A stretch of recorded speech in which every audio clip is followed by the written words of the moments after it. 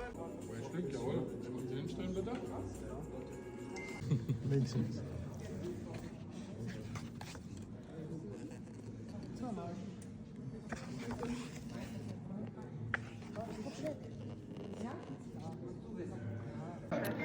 We are here at the serial killer exhibition. I wrote in Berlin. It's what is it today? September 6th, 2025, and I wrote the preface for the catalog. And with me is Nico. Hello. Hello. And I just heard you saying people consider you to be a monster. I did not know that. What's that about? They call me the Vampire of Paris. They used to call me the Vampire of Paris. So, the word monster means, I think there's a specific meaning, but it's something that is other than you, right? There's something that scares you and is other than you, and well, I fit the role, I guess, but I have accepted this role. Whatever I do in life, and even if I try to keep a low profile or try to work or try to, the past always gets back to me. So, I've decided to accept this role, this social role, because it's a social construct. Monsters, rehabilitation, those are social constructs.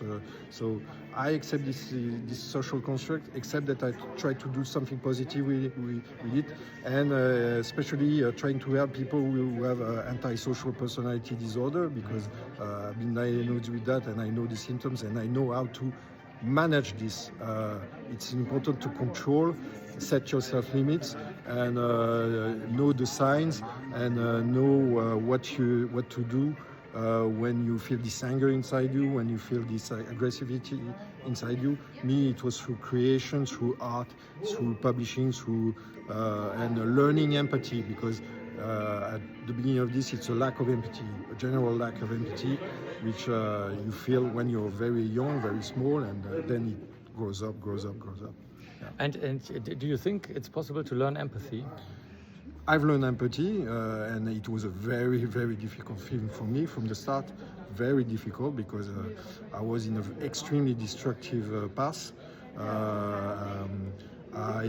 If I am part of this exhibition, is because some experts consider that I was a serial killer in the making. So the beginning of this type of offender.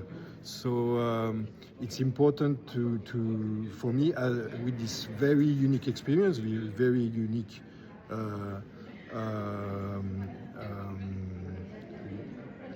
life, to explain first through my books, but also through the people I meet, explain how I got there.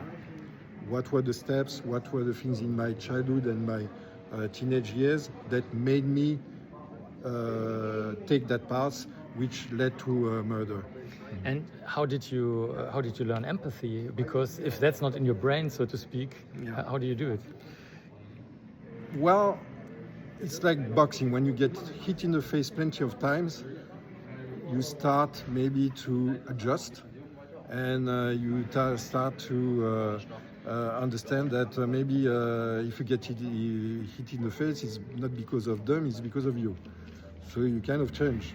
You see what I mean? You decide to change behavior, and you also see that the things, the evil that you do affects not only you and the victim, of course, but others, the families of the victim first, of course, your own family. My own family suffered all their life from who I was.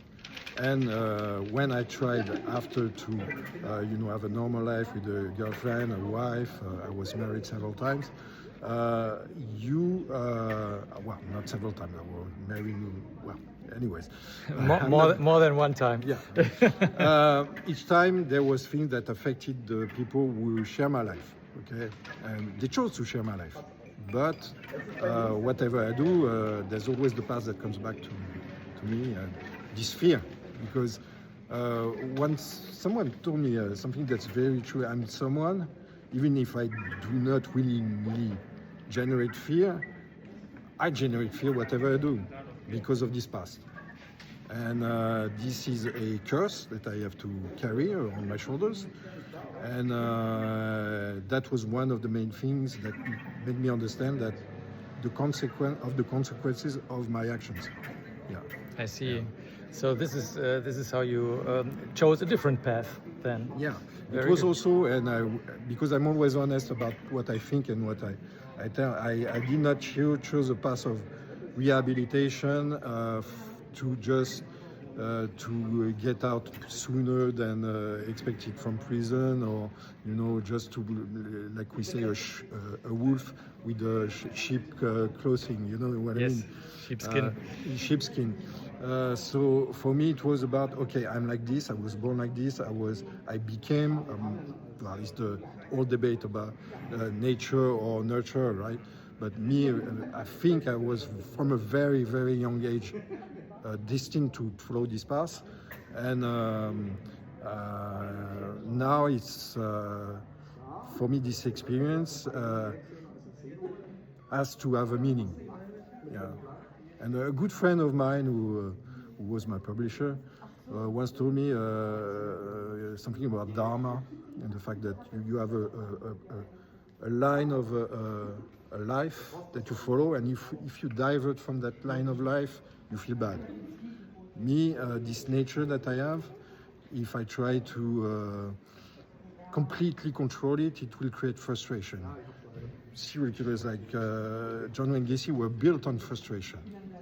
They didn't accept their own sexual identity, their sexual needs, etc. So what they did was violence. And most of the time, most of the offenders, serial offenders that I exchanged with, they were products of frustration.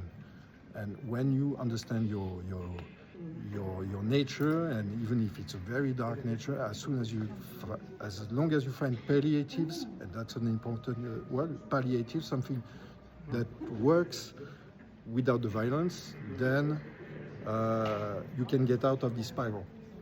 Yeah. Very nice, very true. And let's have a look into the exhibit. Let's have a look. Thank you. That the items are just a start to tell a story, but this one is a letter from a serial killer to Robert Ressler, one of the people I worked with. And you seem to be very happy to have this envelope. Yeah, I'm very happy to have it in the collection because it's extremely rare to have those items by Chase, who committed suicide really early in prison. So the fact that it's a letter from him to Ressler also gives a new dimension, another dimension to this letter. What did he write in the letter? What did the serial killer write to the FBI person? So I do not have the content of the letter, just the envelope. But for me, it's just the object of the envelope that tells the story. Because it came from the Ressler's daughter, she probably kept the content of the letter to herself. Yeah. It's quite likely. I'm also very proud because I worked with Ressler, and he was a very interesting man who used unusual methods at his time because he just really, really wanted to understand serial killers. That was what he did. No original objects here when it comes to Ed Gein because they were all destroyed. Yeah, all the furniture, all the object that he kept, and he created the face mask, of course, but not only that, all the furniture was actually destroyed by the police just after, and it's impossible to get anything. The only thing we can find, but it's still extremely rare, there's an object signed by him when he was in a hospital, and they're all very sketchy. The signature is very, very sketchy because of the drugs he was administered. They're really extremely shaky, and be aware some of the things that you will see like this are of course just artists' ideas and recreations. Yeah, exactly. So this is just to give you an idea. This is me back then, 1972 and 73. Unable to live with the fact that I was stabbed to death and cut the throat of a young woman. And skeletons, and eventually I did turn to cannibalism. Sleeping pill mixture already prepared. The person would drink it, fall asleep, and that's when they would be strangled.